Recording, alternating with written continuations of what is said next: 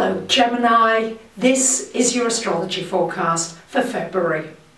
So the month starts out with a bang with a full moon in Leo on the 3rd of February. And this full moon is happening here in your 3rd house. And it's very close to Jupiter. So it's shining a light for you, my lovely Geminis, on your social life. Where are you networking? Who are you connecting with? Are you connecting with the kinds of people that feel very nourishing, that feel valuable connections? Or do you need to create a different social circle, a different community of people around you? It's going to be an emotional full moon because whenever Jupiter comes close to any planet, it magnifies it. So you're probably going to feel as though your mind is extremely busy, and of course you're ruled by Mercury, and Mercury, your ruler right up here, is retrograde until the 11th of the month. So you may find that you're reassessing all kinds of things. You're reassessing what you need to study, what you need to learn. You're reassessing your exercise programs, whether you're doing enough exercise, actually doing enough physical movement, because your mental energy will be exceptionally strong. And while the retrograde's going on, there could be frustrations, feeling as though nothing's moving quickly enough, nothing's going fast enough. And what this full moon wants you to do with Jupiter here is it wants you to look at your environment, look at everything that surrounds you and see whether there are some changes that need to be made. Do you need to plan on rearranging your office space? Is it really organised in the way that's making best use of your time?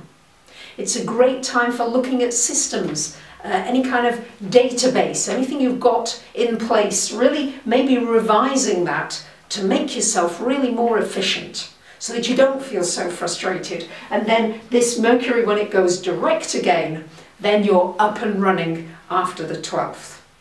Now the sun for the first 3 weeks of the month is shining its light for you, Geminis, in this 9th house.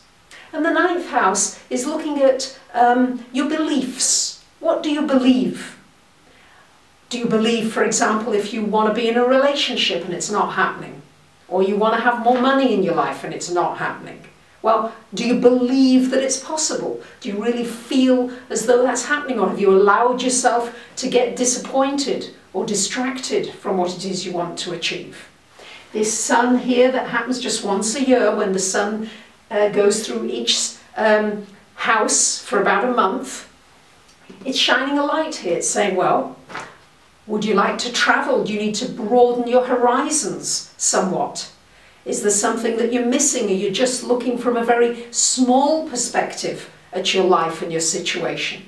Often we get really stuck in the weeds. It's time to look at the flowers. This is what this sun energy wants you to do. Do you need to study? Do you need to travel? Do you need to connect internationally more with people in order to promote yourself, to get seen? It's good for languages, great for languages and communicating with people from overseas. On the 18th of the month, we've got a new moon in Aquarius here, again in this 9th house, triggering everything, a lot going on, 9th, 10th at the top of the chart here for you, Geminis. So looking very much at new beginnings in education, a new beginning in the spiritual side of you. How do you want to develop yourself spiritually more? And there's a growing interest in metaphysics, in astrology, in tarot, all these areas, it's growing. What new tidbit do you want to bring? Maybe you're going to study it, maybe you're going to teach it, maybe you're going to make a career in this area. So all these things, a light being shining in this area.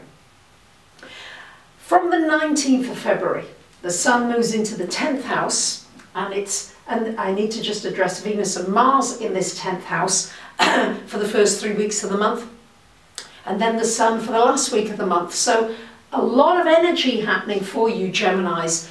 Good time to put out energy into your career, into what it is that you want to achieve, and really to be very proactive about it, because Venus is going to be helping you. Venus makes you more popular, gives you more opportunities, more possibilities for people to notice you and see you, and especially when the sun comes there for the last week of the month. And the 20th and 21st of the month, we've got Venus and Mars going into Aries, very passionate sign.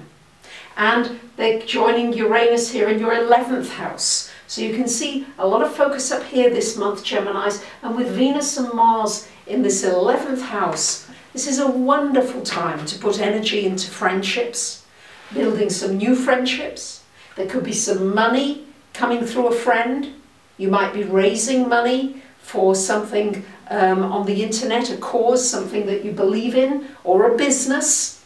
It's very internet based, this 11th house, the 11th and the 3rd houses, very much to do with connecting and socializing and networking. So this is great for this last week of the month. And you could meet somebody very unusual and different who really inspires you, a real inspiration, and you may be an inspiration to somebody.